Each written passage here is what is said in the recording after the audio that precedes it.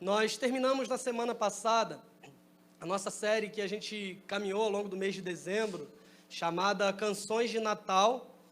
Tivemos inclusive a cantata aqui, a gente falou sobre vários personagens, a forma como eles reagiram diante da notícia do nascimento de Jesus. Na semana que vem nós começamos a nossa nova série, que vai ser sobre o livro do Eclesiastes. A gente vai caminhar alguns meses, os primeiros meses do ano, pelo livro do Eclesiastes, um livro de sabedoria, de conselhos, de uma análise que um sábio faz da sua vida. Mas entre uma coisa e outra, entre uma série e outra, eu queria aproveitar esse tempo também de hoje para falar um pouco sobre essa era que nós estamos vivendo, esse momento final de ano, todo mundo já fazendo planos para o ano que vem, todo mundo pensando o que fazer, como vai ser a vida, projetando algumas mudanças para o futuro, e pode ser que esse seja o seu caso. É comum que todos nós façamos promessas de ano novo, alguns chamam de resoluções de ano novo, e eu não sei qual é a tua, mas normalmente as pessoas se dividem em algumas áreas nessas promessas. Por exemplo, alguns vão dizer assim: eu espero que no ano de 2020 agora eu consiga ir na academia, por exemplo. Me matriculei já algumas vezes. O diabo sempre usa essa estratégia de academias fazerem planos anuais. Você paga o ano inteiro, vai 3, 4 dias e depois desiste, não aparece mais. Eu mesmo já doei dinheiro para algumas academias aqui por um longo tempo, e pode ser que esse seja o seu plano para 2020. Tem uma academia que depois eu te passo o nome.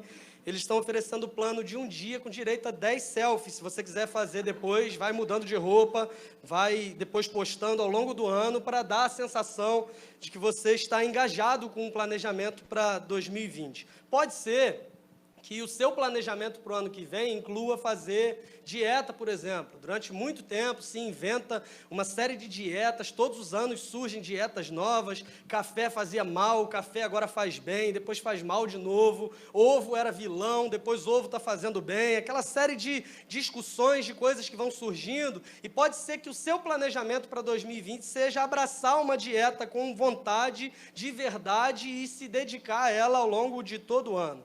Pode ser que a sua motivação, o seu plano, o seu projeto para 2020 seja ler a Bíblia inteira, por exemplo. Porque pode ser que você diga: eu já sou cristão há 35 anos e nunca consegui ler a Bíblia.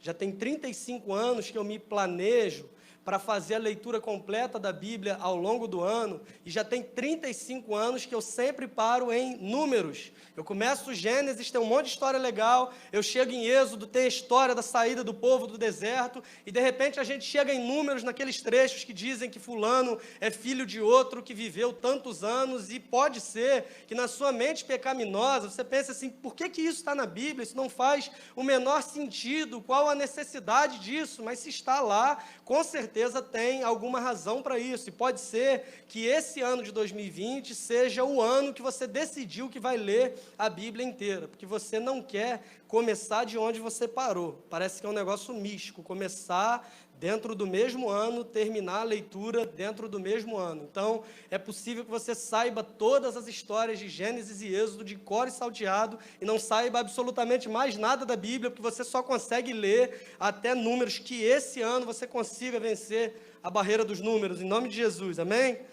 Pode ser que você também pense em, sei lá, empreender, ler algum livro, porque o último livro que você leu foi no ensino médio, que o professor te obrigava, uma série de coisas.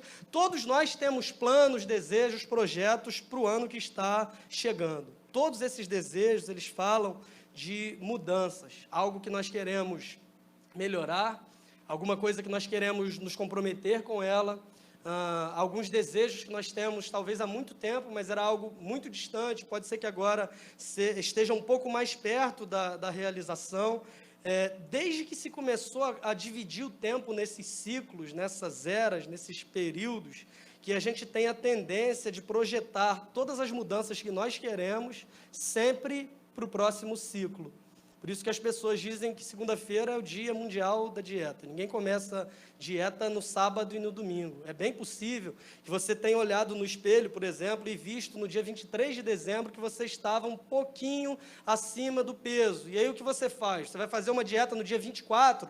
Óbvio que não. A gente vai adiando para o próximo ciclo e a gente diz, agora eu vou me matar de comer, essa época do ano eu não vou me privar de absolutamente nada, e a partir de 1º de janeiro, ou seja, no próximo ciclo que vai iniciar, no próximo ano, a minha vida vai ser totalmente transformada. Só que é possível que você seja, em certa medida, um pouco frustrado com esses planos, projetos e essas resoluções para o ano novo, porque é muito possível que há muito tempo você sonha com essas mesmas transformações, mas não tem tido sucesso, e você se pergunta, por que eu devo acreditar que esse ano de 2020 vai ser diferente de todos os outros anos que eu estou tentando fazer a mesma coisa e nunca consigo? Pode ser que em janeiro de 2016, por exemplo, você tinha o plano de perder 3 quilos. Em janeiro de 2017, você já queria perder 9 quilos. Em janeiro de 2018, você queria perder 13. Em janeiro desse ano, você disse, eu simplesmente não quero engordar, eu quero continuar com o meu peso. E agora, em janeiro de 2020, você diz assim, eu não preciso me adequar nesses padrões que a sociedade me impõe, eu vou ser do jeito que eu quiser, cada um vive do jeito que quiser, não preciso me preocupar com a opinião alheia. Na verdade, essa é uma fuga pela falta de acreditar que esse ano você pode se transformar naquilo que você deseja de fato. É fato que o dia 1º de janeiro está chegando. É o dia que começa um novo ciclo, um novo período, um novo ano. E esse é um dos dias que nós mais usamos para projetar as nossas ambições por mudança, junto com o nosso aniversário. Normalmente, essas mudanças maiores, essas viradas na vida que a gente tenta dar, ou nós projetamos para o dia 1º de janeiro, ou nós projetamos para o dia do nosso aniversário. Minha mãe é um pouco azarada nesse sentido, que ela nasceu dia 1º de janeiro, então ela só tem um dia no ano para fazer esse tipo de reflexão, mas se você não nasceu no dia 1º de janeiro, eu te convido a refletir um pouco sobre isso. Abra sua Bíblia comigo na carta de Paulo aos Romanos, capítulo 12, a gente vai ler os versos 1 e 2. A grande maioria de nós, para não correr o risco de errar na generalização ao dizer todos nós, mas a grande maioria de nós tem ao menos uma área da vida em que sonha com alguma mudança. Então, para que você não se frustre em janeiro ainda, para que você não se frustre ao longo desse ano, a gente vai entender, olhando para a Bíblia, o que é uma transformação de verdade, o que o apóstolo Paulo propõe nesse texto. Ele está escrevendo para uma igreja localizada na sede do Império, que era o império dominante do mundo na época, o Império Romano, e ele escreve essa carta, dá uma série de ensinamentos. Eu queria destacar com você esses 2 versos de Romanos 12, e eu aproveito para pedir que você mantenha a sua Bíblia aberta depois da leitura, que a gente vai caminhando ao longo desses versos e destacando algumas coisas. Romanos 12, 1 e 2 diz assim, portanto, irmãos, rogo-lhes, pelas misericórdias de Deus, que se ofereçam em sacrifício vivo, santo e agradável a Deus. Este é o culto racional de vocês. Não se amoldem ao padrão deste mundo, mas transformem-se pela renovação da sua mente, para que sejam capazes de experimentar e comprovar a boa, agradável e perfeita vontade de Deus. Vamos orar? Deus, te louvamos pela leitura da Tua palavra e pedimos que o Senhor fale aos nossos corações nesse momento por meio do Teu Espírito Santo. É a nossa oração, no nome de Jesus. Amém.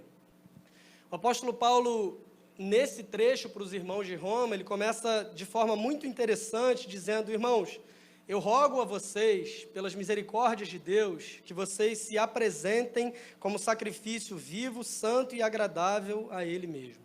Nós estamos falando de um homem que tinha autoridade apostólica. Autoridade apostólica significa que ele era um apóstolo de verdade. Significa que ele tinha sido comissionado diretamente pela pessoa de Jesus Cristo. Embora o ministério de Paulo comece um pouco depois da morte e ressurreição de Jesus Cristo, ele tem um encontro pessoal com Cristo quando ele está viajando numa estrada, na estrada de Damasco, e de repente ele tem uma visão ali, ele tem um encontro com Cristo e a sua vida é totalmente transformada, de modo que naquele encontro Jesus diz para Paulo o seguinte, eu vou te enviar e você vai ser o apóstolo para os gentios. Até então, a narrativa da história da igreja se desenvolvia em Jerusalém.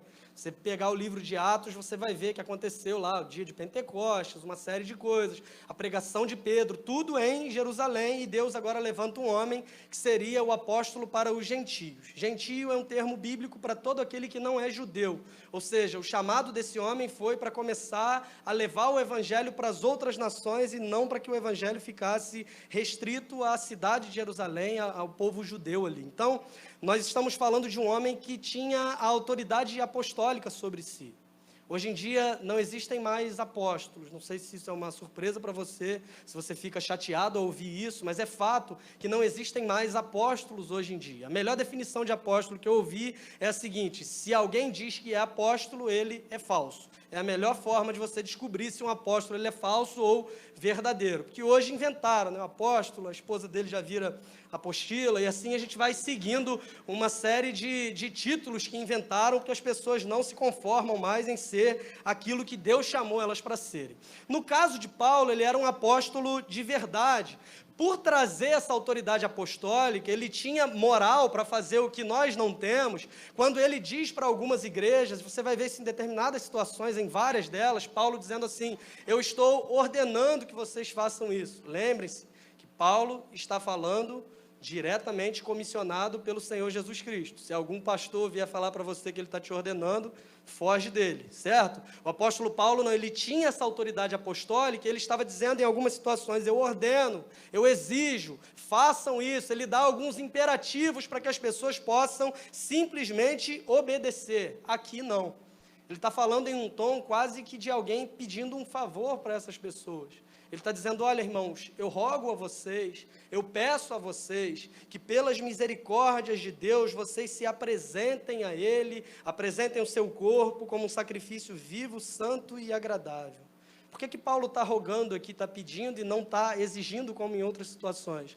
Porque esse texto ele fala sobre adoração. Esse texto fala sobre uma entrega total a Deus. Ele está pedindo a esses irmãos para que eles se entreguem totalmente a Deus, para que a sua mente seja renovada, para que eles sejam transformados, para que o corpo deles seja apresentado a Deus como um sacrifício vivo, santo e agradável. Por conta disso, Paulo não faz essa exigência, porque a adoração bíblica ela sempre é motivada pelo amor. Adoração, conforme a Bíblia nos ensina, não é, nunca foi e não pode ser algo forçado ou imposto. Não sei se você lembra, em João capítulo 4, Jesus tem um diálogo com uma mulher samaritana, uma mulher que era discriminada pela sua origem, uma mulher que era marginalizada na sociedade da época, e Jesus se encontra com ela, de modo que ele propõe um diálogo para aquela mulher, e ela se espanta. Como você, sendo judeu, um homem, vem falar comigo que sou uma mulher e uma mulher samaritana, e Jesus começa a desenvolver um diálogo com ela, e uma das dúvidas daquela mulher, talvez a principal delas, era exatamente sobre adoração. Ela pergunta para Jesus assim: olha, os judeus dizem que nós devemos adorar em Jerusalém. Os meus antepassados, os samaritanos, dizem que nós devemos adorar no monte. Onde é o lugar certo para adoração? E a resposta de Jesus para ela foge dessa ambiguidade de dois lugares, de onde é certo e onde é errado. E o que Jesus diz para ela é o seguinte: olha, vem a hora, e já chegou, em que os verdadeiros adoradores adorarão o Pai em espírito e em verdade. Não tem a ver com lugar, não tem a ver com imposição externa, não tem a ver com algo que tentam colocar e estabelecer como regra, mas simplesmente tem a ver com uma disposição que está no nosso interior, e essa disposição ela deve ser motivada pelo amor.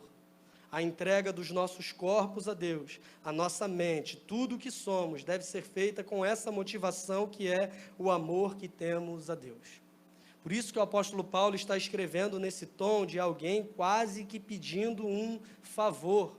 A resposta de Jesus para essa mulher samaritana diz o seguinte: olha, para mim, pouco importa se você vai adorar a Deus no monte, pouco importa se você vai adorar a Deus no templo, o que importa de fato é que o seu coração esteja totalmente voltado para Deus e que você o faça em espírito e em verdade, ou seja, que você faça essa adoração como consequência de ter entendido quem Deus é, porque a adoração nada mais é do que eu reconhecer que sou inferior a alguém, e por ser inferior a alguém eu ofereço a ele aquilo que só ele merece. Ele está além de mim, Ele é digno de receber todo louvor, toda honra e toda adoração, e eu não sou. Adorar é me entregar a esse Deus, dizendo, olha, o Senhor é digno, portanto, eu me entrego a Ti, e essa entrega ela é total, e essa entrega ela deve ser motivada sempre pelo amor, porque para Deus não é a oferta em si que tem valor, mas é a motivação que leva você a entregá-la. E aqui eu estou falando em todos os termos, seja a oferta da tua vida, seja a oferta financeira. Deus ele não se impressiona com as altas quantias que você pode oferecer para Ele, porque Ele não precisa do seu dinheiro, Ele não depende de absolutamente nada que possa vir de você. Aliás, em uma ocasião do seu ministério, Ele está com os seus discípulos conversando, e de repente as pessoas estão trazendo altas quantias e colocando no gasofilácio do templo, e tocando trombetas para si, é o que o texto vai dizer. As pessoas estão ostentando, assim que surgiu essa porcaria desse funk, ostentação, foi naquela época, as pessoas ostentando com as ofertas que traziam, olha quanto eu posso oferecer, olha o quanto eu sou capaz de doar, e de repente se aproxima daquele cenário, uma mulher pobre, viúva, com apenas uma moeda, e ela coloca aquela moeda no gasofilácio, ao passo que Jesus diz para os seus discípulos, olha, quem desses aí deu a maior oferta? Com certeza foi essa mulher, porque ela deu tudo o que ela tinha. Deus ele não se impressiona com as suas altas quantidades, Deus ele não se impressiona com o que você é capaz de dar, aliás, Deus não se impressiona com absolutamente nada que venha de nós, mas Ele exige de nós que o nosso coração esteja voltado para Ele e que a nossa adoração seja fruto desse coração que compreende quem Ele é. Por isso Paulo está dizendo, ofereçam os vossos corpos, transformai-vos pela renovação da vossa mente, para experimentar a vontade de Deus, que é boa, perfeita e agradável. O que Paulo está dizendo, eu rogo, irmãos, que haja entre vocês uma dedicação inteira, uma dedicação total e completa a Deus. E eu quero saber se isso faz parte dos teus planos para 2020. Ou se o seu coração é tão egoísta a ponto de listar uma série de coisas que você quer melhorar, mas em nenhuma delas você coloca os valores do reino de Deus como prioridade. Você está preocupado com o seu corpo, você está preocupado com a sua carreira, você está preocupado com os seus estudos, e todas essas preocupações são absolutamente legítimas. Mas será que elas deveriam ser a principal preocupação? Na verdade, isso acaba revelando quem é o dono do nosso coração e quem está no centro da nossa existência. Paulo está dizendo, a despeito de qualquer coisa, vocês são uma igreja que está sendo perseguida pelo império, que era o contexto dessa igreja. Mas a despeito de qualquer coisa, o que eu estou pedindo para vocês é o seguinte, entreguem-se totalmente a Deus. Entregue o vosso corpo como sacrifício vivo, santo e agradável, que a mente de vocês seja renovada, que vocês sejam totalmente transformados e experimentem, então, a vontade de Deus. Que isso seja parte dos nossos planos para esse ano e por toda a nossa caminhada. Depois disso, verso 2, não se amoldem ao padrão desse mundo, pode ser que na sua versão esteja escrito, não vos conformeis com esse mundo, não vos conformeis com esse século. Ele diz o seguinte, não se amoldem, mas transformem-se pela renovação da sua mente, para que sejam capazes de experimentar e comprovar a boa, agradável e perfeita vontade de Deus. Paulo ele faz uso aqui de duas palavras que são parecidas, e elas estão relacionadas à mesma raiz, que é a palavra forma. Ele fala sobre não se conformar e, ao mesmo tempo, ele fala sobre transformar. Conformar nada mais é do que assumir a forma do mundo. Ele está falando, de novo, para uma igreja que está localizada no centro do império. Por estar localizada ali, de Roma, partiam todas as tendências de moda, de artes, de uma série de coisas. E o que o apóstolo Paulo está dizendo para essa igreja é o seguinte, quem é que deve reger a sua vida? Não se conformem a todos os padrões que o mundo impõe como sendo padrões perfeitos e que você deve seguir sem questioná-los. O que o apóstolo Paulo está dizendo é que nós, como cristãos, não podemos assumir a forma que o mundo propõe para que a gente assuma, que a gente não deve viver. Jesus fala isso o tempo todo no Sermão do Monte, não sejam como eles que fazem tal coisa. Um cristão, ele tem um conjunto de valores, ele tem um conjunto baseado na sua ética e uma série de coisas que ele deve cumprir, e o que rege a vida de um cristão nada mais é senão a própria palavra de Deus. Por isso Paulo está dizendo para eles, não assumam a forma do mundo. Quem é que rege a tua vida? Quem é que determina os valores da tua vida? Quem é que determina a sua ordem de prioridades, a tua agenda? Eu não estou falando simplesmente aqui de coisas que são extremas e absurdas, porque quando a gente fala em ser conformado com a imagem do mundo, normalmente a gente pensa nos pecados que a nossa cultura, de uma forma geral, e a nossa subcultura gospel acredita que são os piores pecados. Então, quando nós falamos não se amolde ao padrão do mundo, pode ser que você se considere um excelente cristão, que você não fuma, não bebe, não usa drogas, não faz sexo antes do casamento e não torce para o Flamengo. Uma série de coisas que são boas. E você acredita, eu sou uma excelente pessoa porque eu não pratico nenhuma dessas coisas. Mas às vezes nas coisas mais sutis, sem que a gente perceba, a gente vai tomando a forma do mundo em coisas que são talvez simples para nós. A administração do nosso tempo, a forma como nós usamos o nosso dinheiro, ou a forma como o dinheiro nos usa, né? A história da música do Frejá lá, de dizer ao menos uma vez quem é dono de quem. A forma como nós desenvolvemos os nossos talentos que Deus nos deu, as influências que nós recebemos. Será que sem perceber, se a gente não tomar cuidado, a gente não vai tomando cada vez mais a forma do mundo? A idolatria pelo conforto, de achar que a finalidade última da minha existência é que eu tenha uma vida confortável. A idolatria do controle, de achar que eu posso ser dono da minha vida em certa medida. Todas essas coisas, na verdade, revelam quem é o dono do nosso próprio coração. Eu não faço essa lista de pecados que a igreja condena como os piores. Mas, por outro lado, eu sou escravo do consumismo, por exemplo. Eu acho que eu tenho que gastar e comprar, porque os outros estão comprando e eu tenho que ter. Não deixa de ser também uma forma de estar sendo moldado pelos padrões que o mundo impõe. O apóstolo Paulo, ele diz, não se conforme, mas ele não para aqui. Ele diz, não se conforme, mas transformai-vos.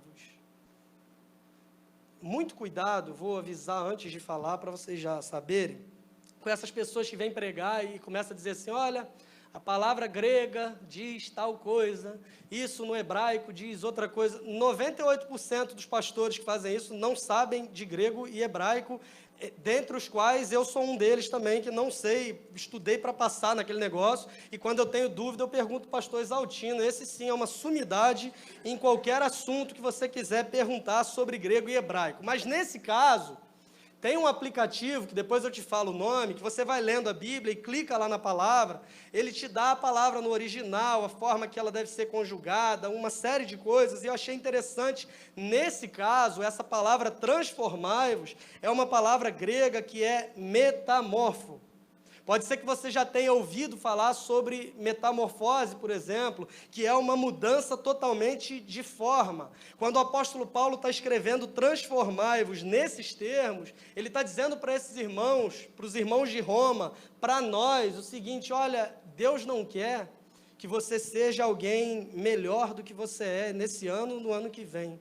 Mas Deus quer que você seja totalmente transformado, que você mude de forma.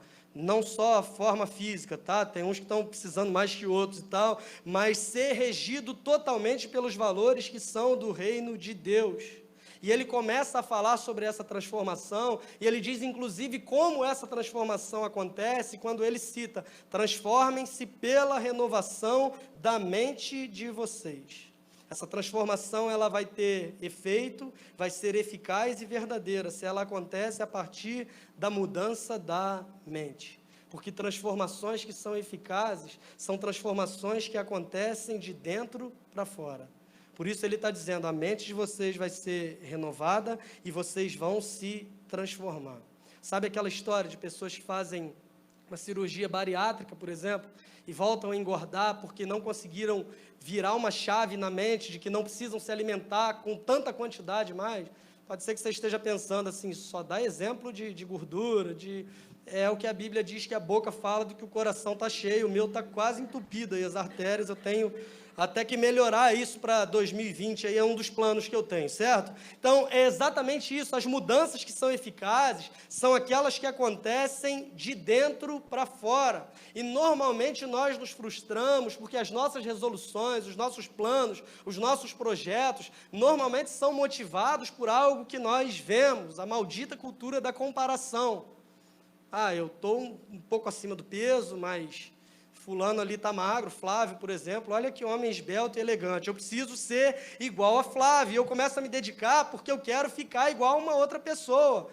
O meu vizinho está estudando, sei lá, em engenharia da aeronave, de alguma coisa espacial. Eu preciso fazer alguma coisa além dele, porque a gente fica nessa guerra o tempo todo, tentando provar para o outro da nossa própria capacidade, e nós acabamos nos frustrando, porque essas mudanças não estão sendo resultado de uma mente renovada, mas estão sendo resultado de algo que vem de fora para dentro. O que Paulo está dizendo é o seguinte: transformem-se pela renovação da mente de vocês.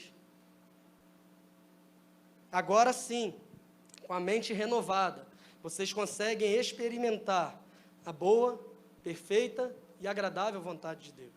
É o que ele está dizendo: transformem-se pela renovação da vossa mente, para que, ou seja, com a mente renovada, o resultado disso é que você experimente a boa, perfeita e agradável vontade de Deus. E você me diz: mas esse negócio da vontade de Deus aí, a gente tem que aceitar, tudo bem, entendo isso. Agora, dizer que é boa, eu até digo. Agora, perfeita, aliás, né? Deus é perfeito, agora boa e agradável, nem sempre é tão bom para mim, nem sempre é tão agradável para mim. E isso é normal que aconteça, porque a sua mente não está totalmente transformada, e você acaba julgando a vontade de Deus pelos padrões que você mesmo criou. Fazemos isso na nossa vida de oração o tempo todo. Nós tentamos convencer Deus de que os planos que Ele tem para nós não são tão bons assim quanto os planos que eu mesmo tenho para a minha vida. E eu digo: Senhor, eu estou orando para que tal pessoa seja curada. E você começa a argumentar com Deus, tentando convencê-lo, dizendo: afinal de contas, Deus, se ele for curado, o seu nome vai ser glorificado. Não estou pedindo para mim, não. Estou pedindo para que o Senhor seja glorificado. As pessoas vão olhar e vão dizer: foi Deus que curou. O Senhor não quer isso? Ser elogiado? Pleno final de ano, todo mundo procurando uma série de coisas, e o Senhor curar alguém para a pessoa dizer que foi o Senhor que curou. Para com essa ideia. Deus não é uma criança de 5 anos que precisa ser mimado o tempo todo. Ele tem os planos dele são melhores do que os nossos, e isso é fato. O que Paulo está dizendo é que nós temos que renovar a nossa mente para que a gente experimente a vontade de Deus, que é boa, perfeita e agradável. E você diz: para mim ela não é boa e nem agradável. E eu te digo: não é boa e nem agradável, porque você pensa na vontade de Deus com os padrões que você criou, tendo a si mesmo como Deus. Invertemos toda a lógica de um Deus que nos criou a sua imagem e semelhança. Nós queremos fabricar um Deus que nos agrada, que é conforme a nossa imagem e de acordo com a nossa semelhança.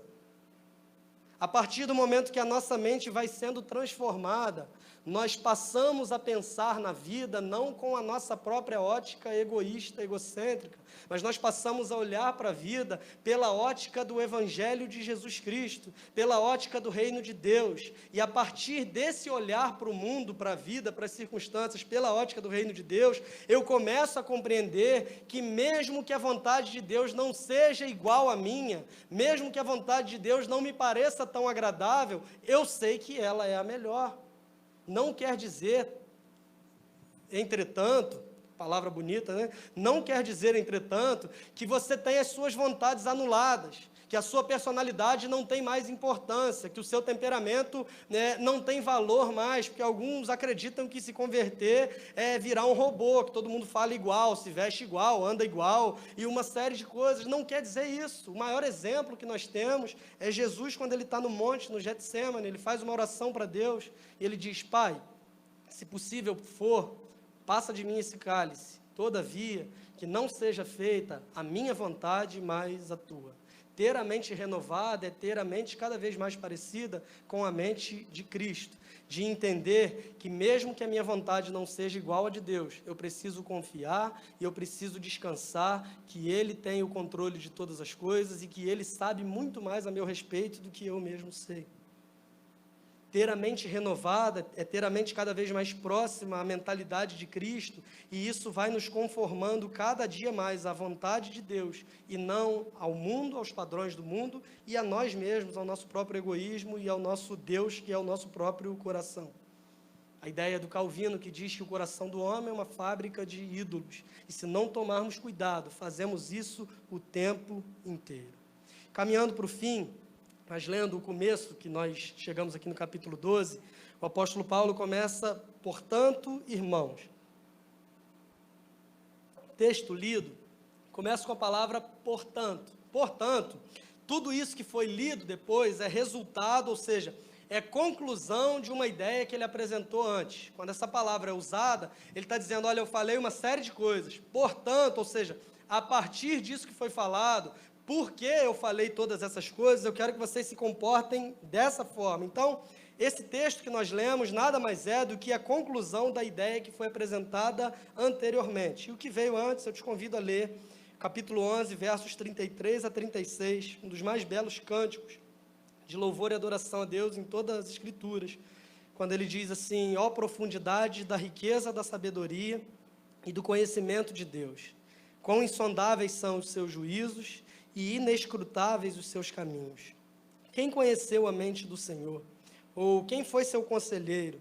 Quem primeiro lhe deu para que ele o recompense? Porque dele, por ele e para ele são todas as coisas. A ele seja a glória para sempre. Amém. Dele, por ele e para ele são todas as coisas.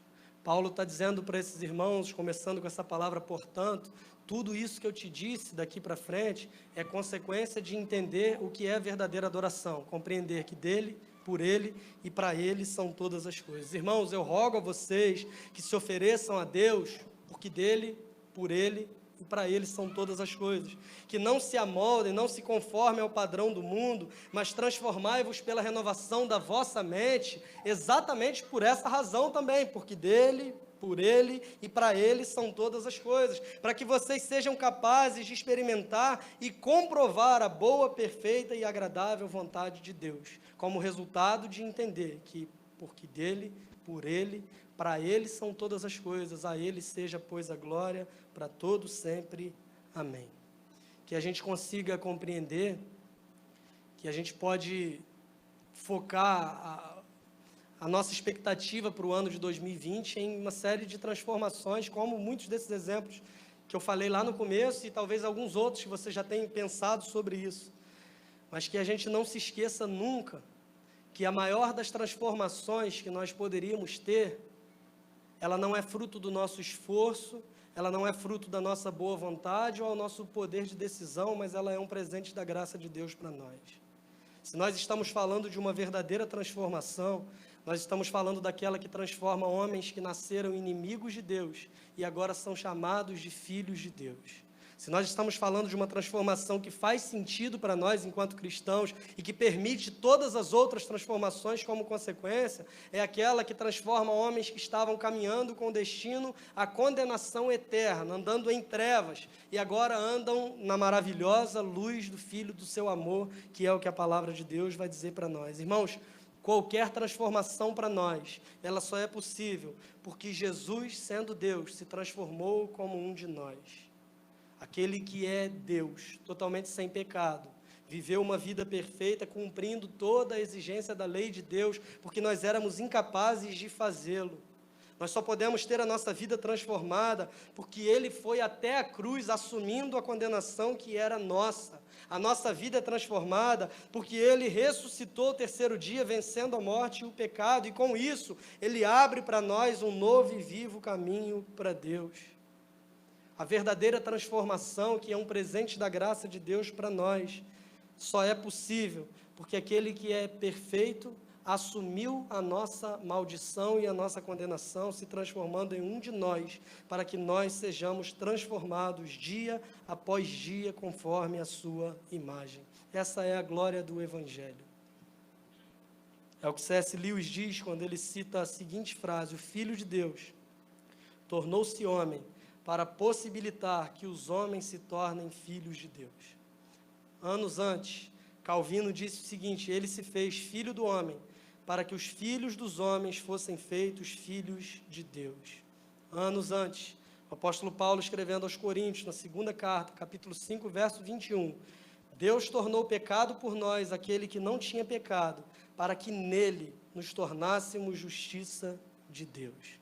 Que o ano de 2020 seja um ano marcado por isso, por você estar enraizado nele, por você estar firmado nele, porque dele, por ele e para ele são todas as coisas. A ele seja, pois, a glória para todos sempre. Tenha um 2020 transformado, entendendo que essa transformação, na verdade, é um processo que não é restrita ao próximo ano, mas ela vale por toda a nossa caminhada enquanto filhos de Deus, tendo a nossa mente renovada, não se conformando ao mundo, e aí sim estaremos aptos a experimentar e comprovar a vontade de Deus como sendo boa, perfeita e agradável, e no fim de todas as coisas, Ele será glorificado na nossa vida e por meio da nossa vida. A Ele, pois, seja toda glória por todo sempre. Amém e amém. Que Deus te abençoe.